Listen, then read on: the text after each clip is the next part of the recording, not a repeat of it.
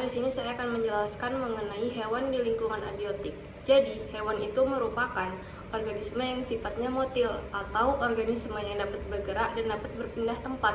Nah, ada beberapa faktor yang dapat mempengaruhi hewan, di antaranya yaitu air, cahaya, suhu, makanan, dan kelembapan yang nantinya akan saya jabarkan. Interaksi dalam ekosistem itu terbagi menjadi tiga. Yang pertama aksi, yang kedua reaksi, dan yang ketiga adalah koaksi. Jadi aksi itu merupakan interaksi antara lingkungan dengan organisme yang akan menentukan hidup atau matinya suatu organisme tersebut. Sedangkan reaksi itu merupakan hubungan timbal balik antara organisme dan lingkungannya. Contohnya pada ekosistem sawah. Nah, di sawah itu kan seperti yang kita tahu terdapat air, tanah, padi, tikus, ataupun ular. Nah, antara komponen-komponen yang saya sebutkan tadi kan membentuk suatu hubungan timbal balik.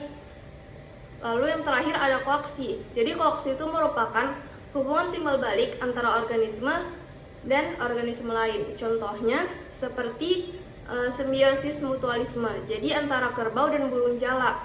Seperti yang saya ketahui bahwa burung jala itu memakan kutu-kutu yang ada di badan kerbau. Dan kerbau juga mendapat keuntungan. Kerbau itu bebas dari kutu. Aksi reaksi hewan di lingkungan abiotik. Jadi di dalam aksi reaksi hewan di lingkungan abiotik terdapat medium dan substrat. Medium ini melingkupi tubuh makhluk hidup yang mempengaruhi kondisi makhluk hidup tersebut, sedangkan substrat merupakan tempat makhluk hidup itu berpijak. Faktor-faktor fisik yang dapat mempengaruhi kehidupan hewan diantaranya ada tanah, air, temperatur, dan cahaya.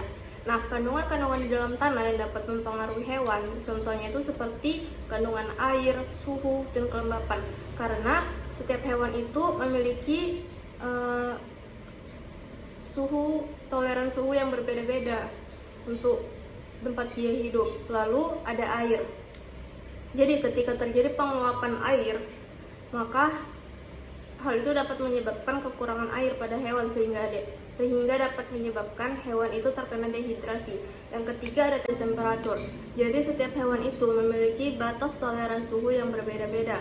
Contohnya antara beruang kutub dan beruang madu memang sama-sama sejenis beruang, tetapi beruang kutub ini biasanya hidupnya di daerah yang mempunyai derajat minus, sedangkan beruang madu itu biasa hidupnya di daerah yang tropis. Dan yang terakhir ada cahaya. Jadi cahaya ini berpengaruh terhadap hidup hewan. Contohnya saja seperti kita ambil kasus pada buaya. Biasa buaya kan akan berjemur. Nah, kenapa buaya berjemur? Buaya itu berjemur untuk menghangatkan tubuhnya dan mengubah. Jadi saat buaya berjemur itu, buaya menyerap cahaya dan mengubah energi cahaya itu menjadi energi pada tubuhnya. Kisaran toleransi dan faktor pembatas. Jadi setiap hewan itu memiliki kisaran toleransi yang berbeda terhadap lingkungannya. Contohnya saja seperti beruang madu yang hidupnya biasa di tempat tropis. Ketika beruang madu dibawa ke tempat yang suhunya minus, seperti di habitat beruang kutub, pasti dia akan mengalami hipotermia. Lalu